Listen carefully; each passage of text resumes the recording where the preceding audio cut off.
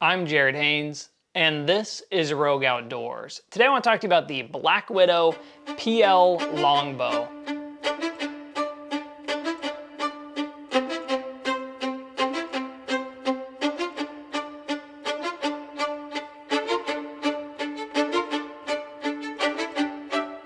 We've snuck our way in on a world-class ram. It's the shot of a lifetime. Can we pull it off? Yeah, we got him. Before we go outside to the range and shoot this bow, I want to talk to you about some of the specifications on this, the build materials, as well as go over the price. Let's talk about those materials. So this PL right here is made out of a cross grain birch, and this was done in the camo option. Now when I looked on Black Widow's website, I didn't see that option during the filming of this video. This particular model was made in 2022. So you might have to call them and see if they offer this particular camo cross grain birch or not.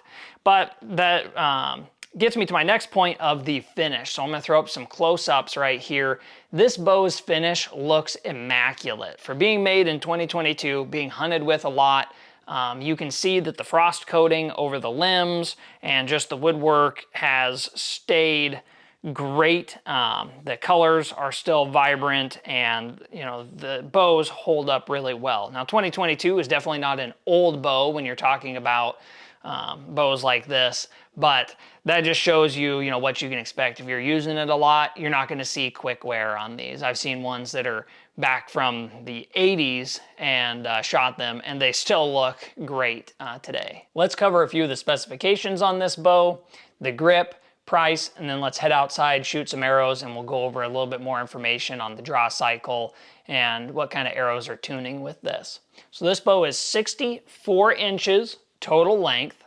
I have it at 42 pounds, 28 inches of draw. This has the standard grip, which as you can see here, it's a little bit more rounded off. I would prefer to have the Toby grip. I have shot that on a PSR, which is the recurve version of this bow. And it's a little bit chubbier right down here in the palm swell. However, they do offer for $100 a custom grip option. I haven't done this before on one of these models, so I would have to talk to them and see, but I would prefer an even more flattened off back. Now this is just my own personal taste. This grip does shoot really well.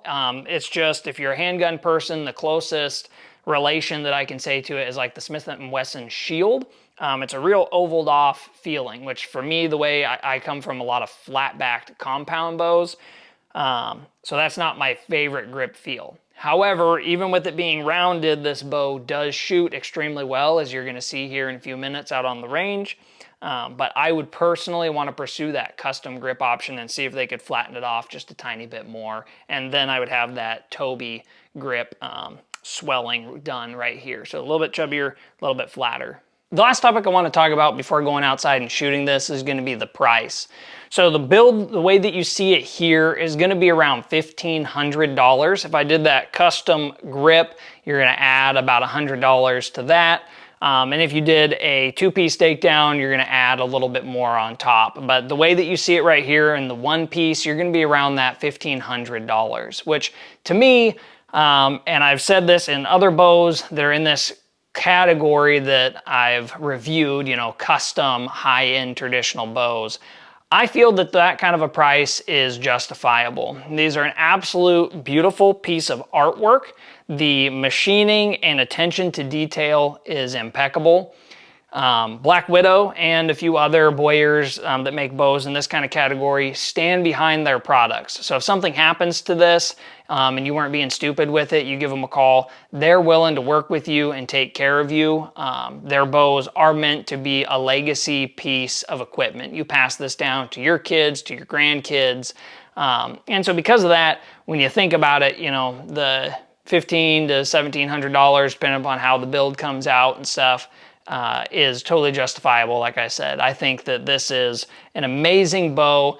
And then you get into, as we're about to see on the range, the draw force curve, the draw cycle, the speed, the deadening of noise, those kind of things, really makes this thing an awesome build and I can't recommend Black Widow bows enough. I think they're one of the best traditional bow manufacturers on the market. We're out on the range, we're gonna throw 5 different arrows, talk about 5 different topics. So each one of these arrows is gonna be a different length and different weight, or a different mixture of components, anywhere from 200 grain field points with 100 grain brass inserts, or full length arrow but 400 spine, all sorts of different things, just to show this thing can tune a lot of different arrows to shoot really well. So first topic I want to go over is the grip. We mentioned this inside. The grip on this is the standard, so it's a little bit more narrow than I would prefer. However, I'm still able to get a fairly comfortable hold on it for my palm, and it doesn't seem to roll around too much. It sits pretty well, but that is just something to keep in mind. I would want to go with a custom Toby mix probably. Let's go ahead and throw this one. That looked pretty good. You did hear a little bit of a smack. I'm breaking in a new tab. Next topic that I want to go over is going to be the sound. So I'm going to be quiet on this one as I shoot it, and then I'm going to play back to back a clip of a PMA that I did a review on just a few days ago. This one has more of a twang sound to it than the PMA. It's running the exact same lightning puffs on this that I am on the PMA. So let me throw this down there and I'm going to be quiet.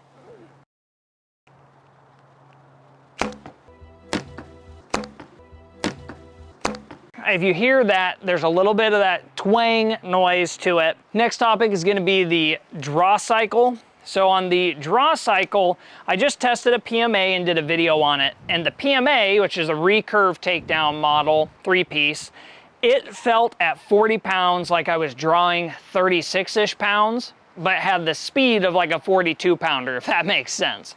The PL, it feels like you're pulling 42 pounds the whole way. There isn't any kind of a cushion period in the draw cycle. However, it's not excessive at any point. And for a longbow, it kicks out good speed. So it feels faster than other 42 pounders that I've tested. So let's go ahead and throw this one down there. That one's right in there. Our next topic is going to be the jump in hand, so the feeling of the bow. So a lot of longbows, an issue that I have with them is they want to jump out of the hand, and this is a combination of the lightning puffs that have been added on here, really work in good comparison with each other, but it's also just the way their limbs are designed and the materials. You know, I don't know what all goes into it, but the PL sits in your hand really well. I don't have to keep a tight grip on it to hold it, and I also don't have to keep a tight grip to stop it from rotating left or right. So let's go ahead and throw one more down there and then get to our last topic. That was my shortest arrow, so a little bit harder to aim at. Last one is just gonna be the tunability of the arrows. So as you can see, these have all been different arrows, different lengths, all sorts of combinations. This is only 16 yards, but my point on has been pretty similar, and it's had a pretty good tuning shot. These aren't kicking wild. They're really, really shooting well. Let's do one last arrow, and we're gonna go with that deer. A little tiny bit high. That one was a tiny bit butt low, but that's also, again, a totally different arrow design. So if I was to go, I'd probably add a tiny bit more weight or just move the nock point a hair. Let's go up, look at those arrows, and close this video out. Well, let me close this video out with a few final thoughts. So the PL is a really competitive longbow option if you're looking for a more traditional styled longbow. So for me, I have sprained my wrist and I prefer a grip that's not straight up and down, but where I can get into it a little bit more. So through Black Widow, I really like their recurve series with the PMA or the PA, and you know, some of those variants where I can get like a low standard grip. They don't obviously offer that in this because it's a more traditional styled grip.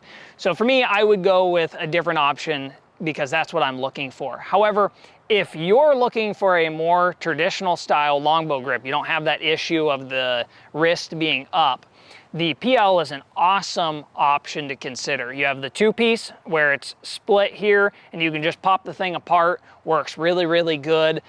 Returns to 0 and is extremely strong. Or you have the 1-piece where you don't have any issues. You don't ever have to worry about water or putting it back together, any of that kind of stuff. It's extremely tunable. As you can see here, my group is pretty solid at that 16 yards with a bunch of different arrows, all kind of different lengths and aiming points. As you see, I had the one over there on the deer, went just a tiny bit high. The feel of this bow is awesome. The draw, like I said, again, I slightly prefer the recurve draw. It feels like it has a little bit of a let off or just a smooth kind of pull into that final stop before I pull through and release the arrow. So with the longbow, you feel like you're holding all of it that whole entire time. It's just a little bit of a mental thing, but like I said, for me, I do prefer the recurve style. But again, those are all preference things. When it comes to beauty and artwork, all the Black Widow models are the same in my opinion. They are all the highest grade craftsmanship and beauty. It's whatever materials you want to put it into and whatever kind of finished artwork piece you want it to look like. But the curves, the lines, the designing, all top notch on Black Widow. So I hope you liked this review. I hope this helped you get a little bit more insight into if the PL is the right bow for you.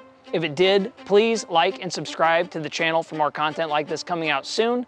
And leave me any comments of what you think about the bow or any other bows that you would specifically like to see, and I'll try and get my hands on those to review.